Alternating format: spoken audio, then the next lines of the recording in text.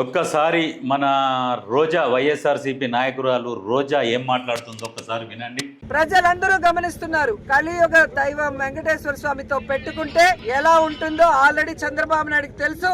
పవన్ కళ్యాణ్ కూడా ఈ మధ్యలో కొంచెం రుచి చూశాడు. ఈమె ముఖానికి ఈమె మాట్లాడుతున్నది కలియుగ దైవం వెంకటేశ్వర స్వామి పవర్ ఏందో చంద్రబాబుకు తెలుసు, పవన్ కళ్యాణ్కు తెలుసు అని మాట్లాడుతుంది.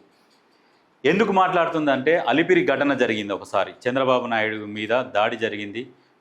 జరిగినప్పుడు అప్పుడు చంద్రబాబు నాయుడు చనిపోయేటోడే బతికిండు. ఈమెమంటుంది కలియుగ దైవం వెంకన్న స్వామి కోపము వీళ్ళ మీద ఉన్నది అన్నట్టుగా చిత్రీకరిస్తుంది. ఆయన దీవెనలు ఉన్నాయి కాబట్టి చంద్రబాబు నాయుడు బతికిండు. అప్పుడు అంటే ఆ రేంజ్ల కారు అంత ఎత్తి ఎగిరి కింద పడ్డా కానీ కొంత గాయాలతోని బయటపడ్డాడు కాబట్టి ఆ వెంకన్న స్వామి ఉన్నాడు అని చెప్పేసి ఆయనని ఆ దేవాలయానికి విపరీతంగా ఖర్చు పెట్టి ఇంకా డెవలప్ చేసిండు. ఇప్పుడు అదేవిధంగా ఇప్పుడు మొన్న పవన్ కళ్యాణ్ కొడుకు చిన్నపిల్లగాడు ఆ స్కూల్లో ఏదో ఫైర్ యాక్సిడెంట్ అయ్యి చిన్న చేతులు కాలినందుకు వీళ్ళకి ఏదో మొక్కున్నట్టుంది. సరే ప్రాణాలతో మంచిగా పడ్డాడు అంటే ముందు వీళ్ళకు సంఘటన తెలుస్తుంది కదా, ఇట్లా ఫైర్ యాక్సిడెంట్ అయింది అనగానే వీళ్ళు మొక్కుకొని ఉంటారు. అయ్యా వెంకన్న స్వామి మా కొడుకు మంచి క్షేమంగా ఉండాలి ఉంటే వచ్చి మీకు తలనీలాలు సమర్పిస్తామని చెప్పేసి వీళ్ళు మొక్కుకొని ఉంటారు. సేమ్ ఏదో స్వల్ప గాయాలతో బయటపడ్డాడు కాబట్టి వీళ్ళు వచ్చి తలనీలాలు సమర్పించుకోరు. దాన్ని కూడా ఈ రోజా ఇట్లా చేస్తున్నదంటే నిజంగా ఎంత గలీజ్ రాజకీయం చేస్తున్నదంటే బండ రాజకీయం చేస్తున్నది. ఇప్పుడు ఆ లెక్కన ఆలోచిస్తే మరి వీళ్ళన్న స్వల్ప గాయాలతో బయటపడ్డారు, ఏదో బయటపడ్డారు, వాళ్ళ మొక్కులు వాళ్ళు తీర్చుకున్నారు, బయటపడ్డారు. మరి వైఎస్ఆర్ ఎట్లా? మరి మీ నాయకుడే కదా. వైఎస్ఆర్కి ఏమైంది?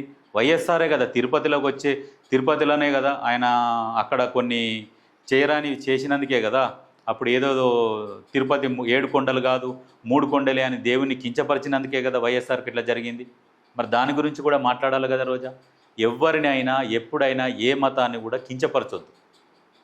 నీ మతాన్ని నువ్వు గౌరవించుకో, ప్రేమించుకో, మొక్కుకో, ఏమని చేసుకో, పరమతాన్ని కూడా గౌరవించాలి. కానీ ఇదంతా ఏంటంటే ఈ మతాల మధ్యలో చిచ్చు పెట్టే విధంగా మాట్లాడుతుంది.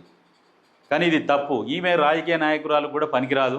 నాకు తెలిసి మళ్ళీ భవిష్యత్తులో కూడా నగిరి నియోజకవర్గంలో ఎన్నడూ కూడా గెలవదు ఖచ్చితంగా. ఎందుకంటే ఈ దేవుళ్ళ మీద ఇట్లాంటివి చేయడం ఇది కరెక్ట్ కాదు. ఎందుకంటే గతంలో మీ వల్లనే వైఎస్ఆర్సీపీ ఓడిపోయింది. గుర్తుపెట్టుకోర్రి. మీరు మాట్లాడిన మాటలే, మీ నోటి దుల వల్లనే మీ వైఎస్ఆర్సీపీ మొత్తం మునిగిపోయింది. మీరు నోటికి వచ్చినట్టు ఏది పడితే అది మాట్లాడి నువ్వు ఓడిపోయి, వల్లభనేని వంశీ ఓడిపోయి, కొడాలి నాని ఓడిపోయి, అనిల్ కుమార్ ఓడిపోయి, మీ కొంతమంది ఉన్నారు కదా, మీ నోటి దురుసు వల్లనే మీ పార్టీ అలా భూస్థాపితమైంది, 11కే పరిమితమైంది. కానీ ఈ మాటలు మాట్లాడొద్దు. మీరు రాజకీయంగా విమర్శించాలి, కానీ సరైన రీతిలో విమర్శించాలి. ఏదో దేవుని పేరు మీద పెట్టి దేవుని మీ మీద కోపం ఉన్నది కాబట్టి మీకు ఇట్లా జరిగింది అట్లా జరిగింది అని చెప్పేసానంటే తప్పది.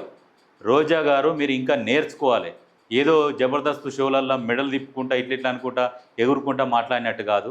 ఎవరినైనా కించపరచుకుంటా మాట్లాడొద్దు. ఎవరి నమ్మకం వాళ్ళకు ఉంటుంది. ఆమె ఎక్కడనో ఆమె విదేశీయురాలు, ఆమెకు అక్కడ నమ్మకం కుదిరింది, ఆమె పోయింది, చేయించుకొని వచ్చింది. అంటే మీకెందుకు నొప్పి లేస్తుంది మరి? అంటే మీ నాయకుడు మాట్లాడమని చెప్పిండా? ఇవే రాజకీయాలు చేస్తే మళ్ళీ భవిష్యత్తులో కూడా మళ్ళీ నెక్స్ట్ కూడా మీకు పుట్టగతులు ఉండకుండా పోతారు. జాగ్రత్తగా మాట్లాడాలి.